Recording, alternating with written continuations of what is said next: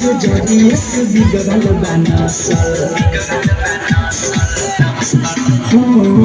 मन कम हदिया से दारू फसल सखीरे जड़िए से बिगड़ल बनसल मन कम हदिया से दारू फसल सखीरे जड़िए से बिगड़ल बनसल पलंग पयल बना के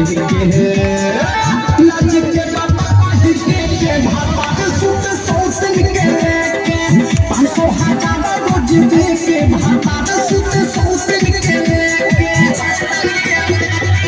हमका में हदिया से दारू फसल सखीरे जड़िए से बिगड़ल बनसल पलंग पयल बना के लाज के बाबा के भापा सुत सौतन के लेके 500,000 रोज दे के भापा सुत सौतन के लेके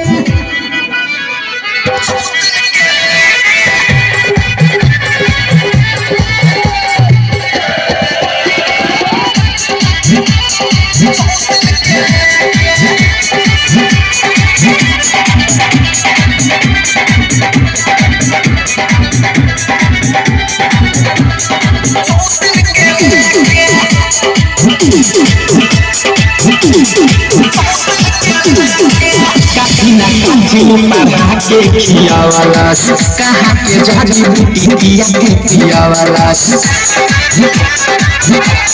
हाय हाय काकीना काकी पढ़ा के खियावाला कहाँ के जड़ी बूटी पिया के पियावाला हमरा के तानी कोना देखे चाहे रोज निकल जाले सौतन के राहे हमारो सारा नहीं के लाज के